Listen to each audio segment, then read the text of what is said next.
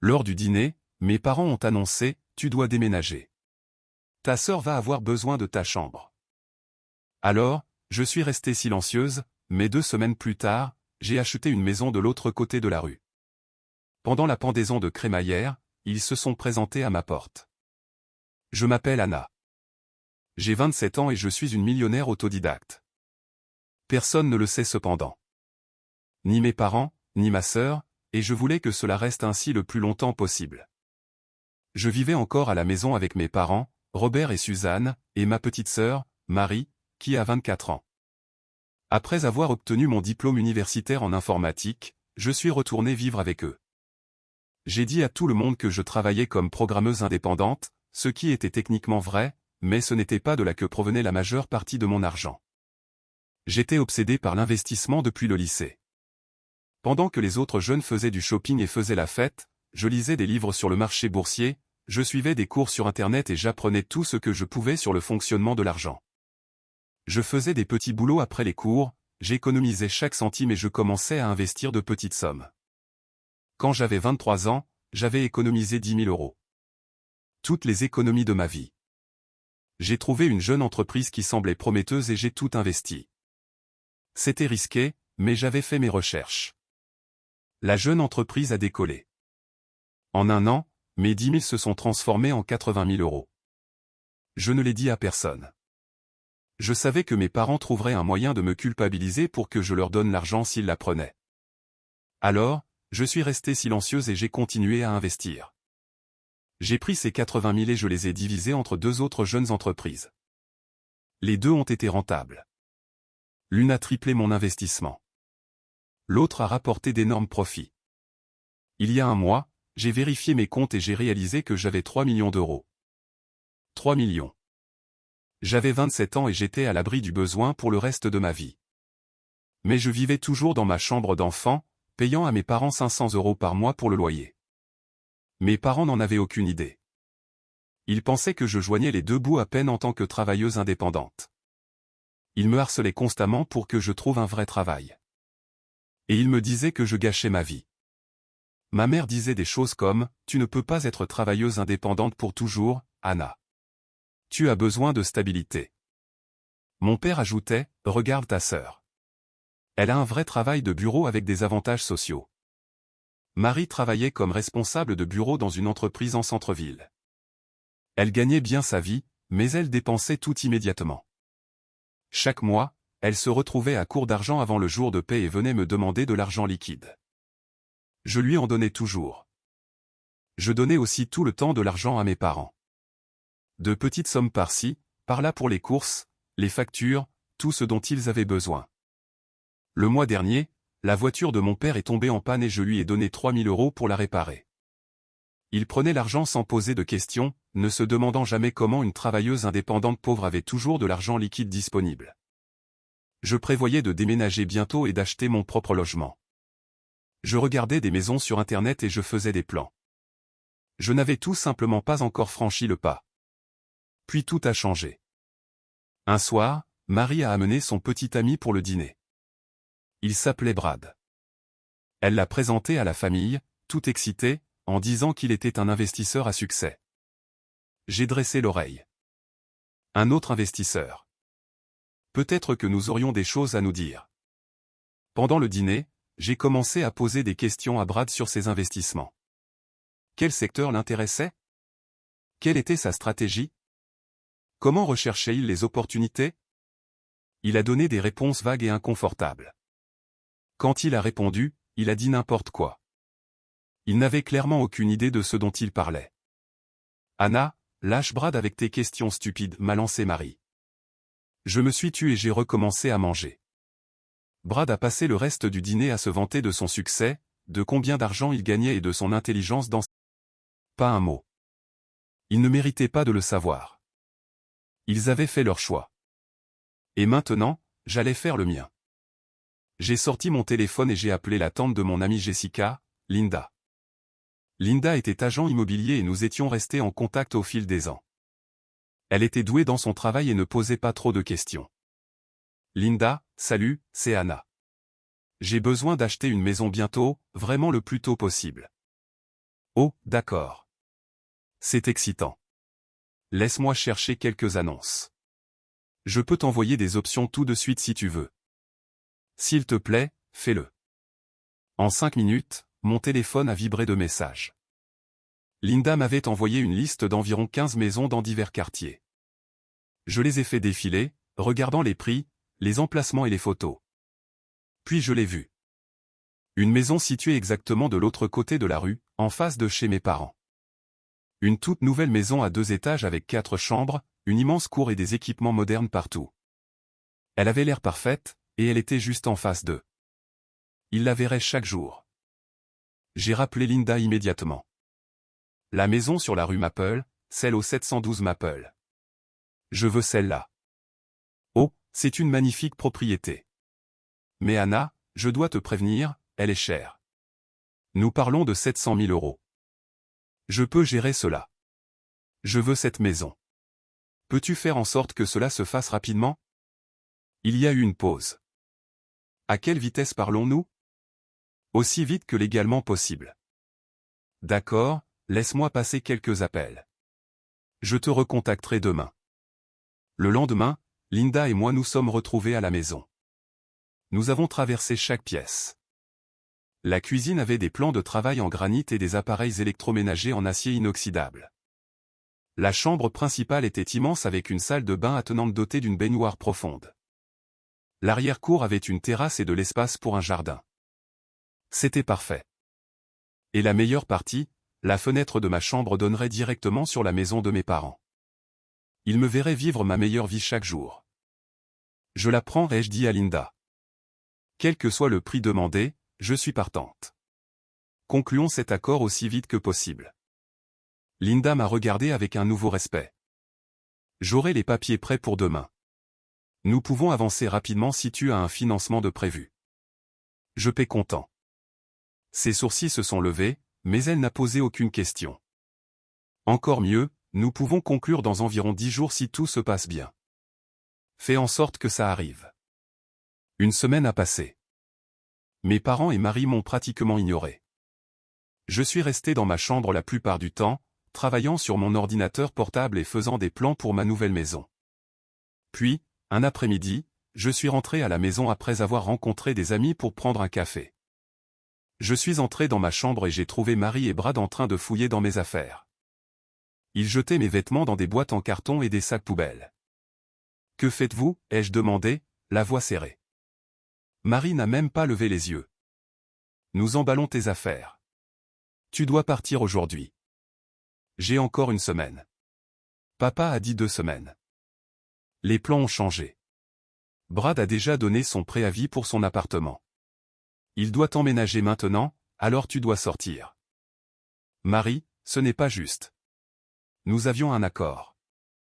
Elle m'a finalement regardé, le visage dur. Je m'en fiche. C'est notre maison maintenant. Pars. Je suis descendu pour trouver mes parents. Ils étaient dans le salon en train de regarder la télévision. Maman, papa, Marie et Brad emballent mes affaires. Ils me disent que je dois partir aujourd'hui. Que se passe-t-il? Mon père n'a pas quitté la télévision des yeux. Situation d'urgence. Anna, tu vas devoir te débrouiller. Peu importe pour nous où tu vas. Ma mère a hoché la tête. Marie a besoin de cette chambre maintenant. Tu es une adulte. Gère la situation. Je suis resté là un moment, sentant les derniers morceaux de mon attachement à cette famille se briser. D'accord, je comprends. Je suis remonté à l'étage. Marie et Brad avaient fini de fourrer mes vêtements dans des sacs. J'ai rassemblé mon ordinateur portable, mes documents importants et quelques effets personnels. J'ai fait plusieurs voyages en portant tout jusqu'au garage. Mes parents y avaient un espace vide où je pouvais ranger des choses temporairement. Une fois que tout a été dans le garage, j'ai appelé Jessica. « Salut, est-ce que je peux dormir chez toi pour un petit moment? Problème familial. » Bien sûr, viens quand tu veux. J'ai pris mon sac de voyage, mon ordinateur portable et mon sac à main. J'ai jeté un dernier regard à la maison dans laquelle j'avais grandi. Mes parents regardaient toujours la télévision.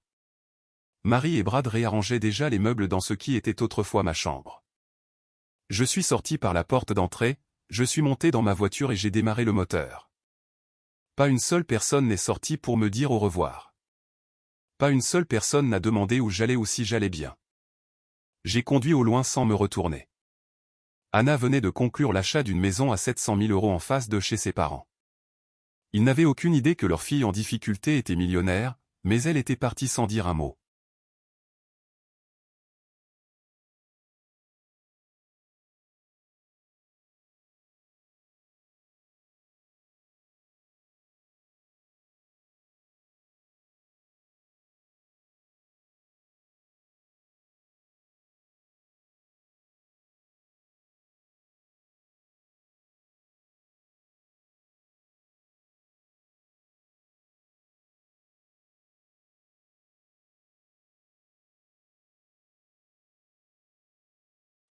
Profite de ta nouvelle maison, a dit Linda en me serrant la main.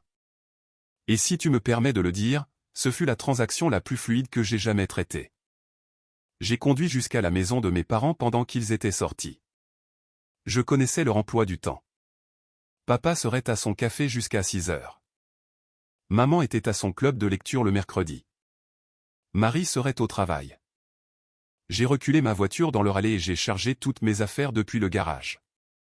Cela m'a pris 3 voyages, mais j'ai réussi à tout déménager dans ma nouvelle maison.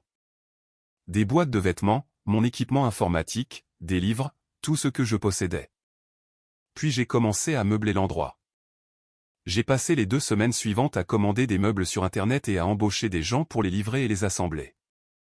J'ai acheté un immense canapé d'angle pour le salon, un lit très grand format avec un matelas coûteux, une table à manger pour 8 personnes, des ustensiles de cuisine, des serviettes, des décorations, tout. J'ai pris une télévision de 75 pouces pour le salon et je l'ai fixée au mur. J'ai installé mon bureau à domicile avec un bureau debout et une chaise de jeu. J'ai même acheté des plantes pour chaque pièce. Pendant que j'installais tout, je me tenais parfois à la fenêtre de ma chambre et je regardais de l'autre côté de la rue, vers la maison de mes parents. Je pouvais voir à l'intérieur de leur salon et de leur cour arrière. Je les regardais faire des barbecues. Je les voyais dîner ensemble. Et maintenant, Brad était assis à ma place à table. C'était surréaliste. J'avais été effacé de leur vie si facilement. Mais je construisais quelque chose de meilleur. 2 semaines après mon emménagement, ma maison était parfaite. Chaque pièce était décorée. Tout était à sa place. Il était temps de célébrer. J'ai commencé à appeler de la famille. Ma tante Claire, mon oncle Dave, mes cousins, des amis de l'université, des amis de mes groupes d'investissement sur Internet. J'ai invité environ 30 personnes à une pendaison de crémaillère dans 2 jours. Je n'ai délibérément pas invité mes parents ni Marie. Ils m'avaient mise à la porte. Ils n'avaient pas le droit de célébrer mon succès. La veille de la fête, mon téléphone a sonné. C'était ma mère. Anna, je viens d'apprendre par ta tante que tu as emménagé dans une maison de l'autre côté de la rue en face de nous et que tu organises une fête. J'ai éloigné le téléphone de mon oreille. Elle criait. Tu n'as pas les moyens de louer une maison comme ça. Tu pourras y vivre peut-être un mois avant de te faire expulser. Tu fais ça pour nous contrarier, n'est-ce pas? Organiser cette fête ridicule pour nous donner une mauvaise image. Eh bien, nous ne viendrons pas. Vous n'êtes pas invité de toute façon, ai-je dit calmement. Elle a bafouillé pendant un moment, puis a raccroché. Le jour de la fête est arrivé. Les gens ont commencé à arriver vers 2 heures de l'après-midi. Des amis, de la famille, tous ceux à qui je tenais. Ils se sont promenés dans ma maison, émerveillés par la beauté de chaque chose. Nous avions un service de traiteur, de la musique jouait, les boissons coulaient à flot. Tout le monde passait un excellent moment. Puis, environ 1 heure après le début de la fête, on a frappé à la porte. Je l'ai ouverte pour trouver mes parents, Marie et Brad, debout devant moi. Ils m'ont bousculé sans y être invités et sont entrés dans ma maison. J'ai observé leur visage pendant qu'ils regardaient autour d'eux. Les meubles coûteux, l'immense télévision, les œuvres d'art sur les murs, les appareils électroménagers neufs dans la cuisine. Ils étaient stupéfaits. « Pourquoi êtes-vous ici ?» ai-je demandé. « Vous n'étiez pas invité. » Ma mère s'est tournée vers moi, le visage méfiant. « C'est très suspect, Anna. Où as-tu trouvé l'argent pour tout ça ? Es-tu impliqué dans une sorte de fraude? Trafic de drogue. Tous les invités de la fête s'étaient tus, nous observant. J'ai souri. J'avais attendu ce moment.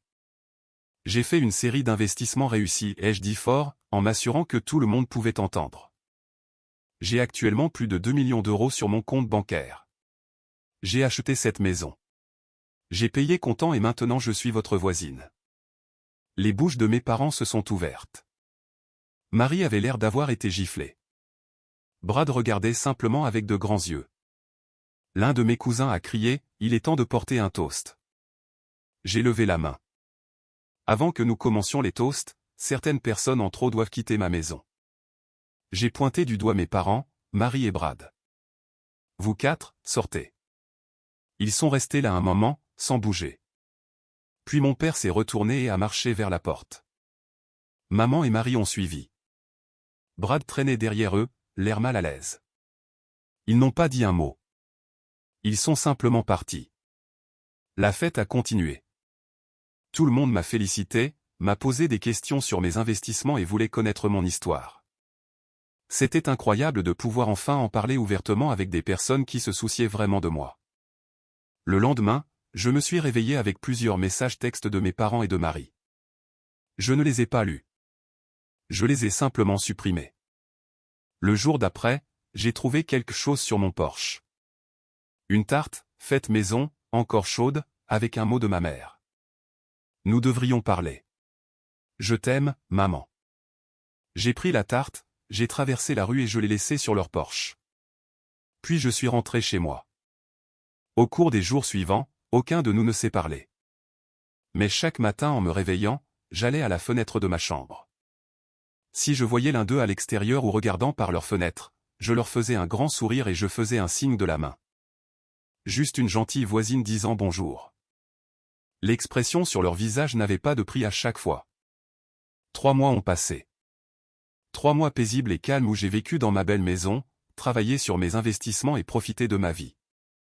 Je faisais parfois un signe de la main à ma famille depuis ma fenêtre, juste pour leur rappeler que j'étais toujours là. Ils n'ont jamais répondu à mon signe. Puis, un samedi matin, on a frappé à ma porte. Je l'ai ouverte pour trouver ma mère devant moi. Elle avait l'air fatiguée, plus âgée que dans mes souvenirs. Il y avait des cernes sombres sous ses yeux. « Anna, nous devons parler. Est-ce que je peux entrer? » « Non. »« Que voulez-vous? » Elle a pris une profonde inspiration. « Nous avons de graves problèmes. Le fiancé de Marie, Brad, s'est avéré être un escroc. Il nous a convaincus d'investir 100 000 € dans son projet d'entreprise. Il a dit que c'était une chose sûre et que nous allions tripler notre argent. Nous lui avons donné l'argent et il a disparu. Il s'est juste volatilisé. Je me suis appuyé contre le cadre de ma porte. C'est fâcheux. Ton père et moi avons contracté un prêt. Nous avons aussi retiré de l'argent de notre commerce de café. Nous avons tout donné à Brad. Marie est anéantie. Elle pensait vraiment qu'elle allait l'épouser. Je suis désolé que cela vous soit arrivé, ai-je dit, mais ce n'est pas mon problème. Le visage de ma mère a changé. La tristesse a disparu, remplacée par la colère. C'est de ta faute. Tu aurais dû nous prévenir. C'est toi qui t'y connais en investissement. Tu aurais dû reconnaître qu'il était un arnaqueur. J'ai essayé de lui poser des questions au dîner. Marie m'a dit de me taire. Vous pensiez tous qu'il était merveilleux. Tu nous es redevable, Anna. Après tout ce que nous avons fait pour toi, t'élever, te donner un foyer. J'ai payé un loyer, ai-je interrompu. J'ai vécu dans votre maison et je vous ai payé 500 € par mois. Je vous donnais constamment de l'argent. J'ai payé pour la réparation de la voiture de papa. J'étais une locataire, pas une profiteuse. Je ne vous dois rien. Ma mère a commencé à répondre, mais je lui ai fermé la porte au nez. Je l'ai entendu rester là un moment, puis des bruits de pas s'éloignant. Très bien, tout le monde. Comment auriez-vous réagi dans cette situation? Je veux vraiment entendre votre avis là-dessus. Quelques mois plus tard, ma tante Claire m'a appelé. Elle avait été à ma pendaison de crémaillère et nous étions restés en contact. Anna, j'ai pensé que tu devrais savoir ce qui se passe avec tes parents. Que se passe-t-il?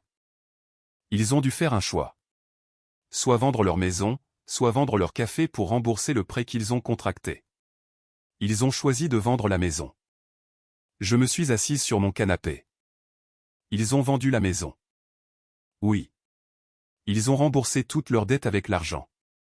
Ils ont acheté un petit appartement à la place. C'est dans le même immeuble où se trouve leur café. 2 chambres. Ta sœur a emménagé avec eux. Comment va Marie? Pas bien. Elle est déprimée depuis que Brad a disparu. Tes parents paient pour qu'elle voie un psychologue. Elle quitte à peine l'appartement sauf pour aller travailler. C'est triste, l'ai-je dit. Et je le pensais. Je ne souhaitais la dépression à personne, même pas à Marie. Je pense que tes parents ne supportaient plus de vivre en face de chez toi, a ajouté tante Claire. Voir ton succès tous les jours pendant que leur vie s'effondrait. C'était trop pour eux. Après avoir raccroché, j'ai réfléchi à tout ce qui s'était passé. Ma famille m'avait mise à la porte pour faire de la place à un escroc. Ils avaient investi leur argent en se basant sur ces mensonges. Ils avaient perdu leur maison à cause de leurs propres mauvaises décisions. Et malgré tout cela, ils ne m'avaient jamais présenté d'excuses une seule fois. Ils n'avaient jamais reconnu qu'ils avaient eu tort. Ma mère avait même essayé de me reprocher de ne pas les avoir arrêtés. Quelques jours plus tard, je prenais un café avec tante Claire dans un café près de chez moi. Tu sais, ai-je dit. Mes parents viennent d'emménager dans un immeuble d'appartements. Peut-être que je devrais acheter l'appartement en face du leur. Tante Claire a ri si fort qu'elle a presque recraché son café. Anna, non, ce serait trop. Laisse tomber. J'ai souri de toutes mes dents. Tu as probablement raison. Mais c'était amusant d'y penser. La vie a continué. J'ai continué à travailler, à faire des investissements intelligents et à faire fructifier ma richesse. J'ai lancé un blog sur l'investissement pour les jeunes, partageant ce que j'avais appris sans révéler trop d'informations personnelles. Il est devenu étonnamment populaire. J'ai eu quelques rendez-vous amoureux, j'ai voyagé quand je le voulais et j'ai acheté de belles choses sans culpabilité. J'ai pris un chien, un golden retriever que j'ai nommé Charlie. Il adorait la grande cour arrière. Ma maison est devenue mon sanctuaire. Chaque pièce reflétait mes goûts, mes choix, mon succès. J'avais construit cette vie entièrement par moi-même sans aucune aide de ma famille. Parfois, je pensais à eux. À Marie qui luttait contre la dépression. À mes parents qui réduisaient la taille de toute leur vie. À la façon dont les choses auraient pu être différentes s'ils m'avaient simplement traité avec un minimum de respect. Mais je n'ai pas cherché à les contacter. Ils savaient où j'habitais. Ils avaient mon numéro. S'ils voulaient s'excuser, se racheter, ils le pouvaient. Mais des mois ont passé et je n'ai rien entendu. Par l'intermédiaire de tante Claire, j'ai appris que mes parents disaient aux gens que je n'étais plus leur fille, qu'ils ne me pardonneraient jamais ce que je leur avais fait. Ils avaient complètement réécrit l'histoire, se faisant passer pour les victimes et moi pour la méchante. Je n'étais pas surprise. Les gens comme ça ne prennent jamais leurs responsabilités. C'est toujours la faute de quelqu'un d'autre. J'ai entendu dire qu'ils allaient peut-être devoir réécrire leur testament aussi. Après tout, qu'avaient-ils à léguer à qui que ce soit maintenant? Un petit appartement et un café en difficulté. Le gros héritage pour lequel Marie s'était positionnée avait disparu en même temps que leur maison. Il y avait quelque chose de poétique là-dedans. J'avais 28 ans maintenant. J'avais plus de 3 millions d'euros, une belle maison, une carrière que j'aimais et une liberté que j'avais travaillé dur pour obtenir. J'avais de vrais amis qui m'appréciaient pour ce que j'étais, et non pour ce que je pouvais leur donner. Ma famille avait fait son choix. Ils m'avaient mis à la porte, rejeté, et m'avaient reproché leurs propres erreurs. Et maintenant, ils vivaient avec les conséquences. Je vivais avec les miennes aussi. Et honnêtement, je n'avais jamais été aussi heureuse. Lors des soirées tranquilles, je m'asseyais sur ma terrasse arrière avec Charlie, regardant le coucher du soleil, pensant au chemin parcouru. De cet enfant effrayé qui travaillait après les cours pour économiser de l'argent à une femme qui avait transformé 10 000 euros en millions grâce à des décisions intelligentes et à un travail acharné, j'avais tout fait moi-même et personne ne pouvait m'enlever cela. Mon téléphone a vibré. Une notification de l'un de mes comptes d'investissement. Une autre jeune entreprise dans laquelle j'avais investi se portait bien. Les projections semblaient bonnes. J'ai souri et j'ai gratté Charlie derrière les oreilles. La vie était belle. Et elle n'allait qu'en s'améliorant.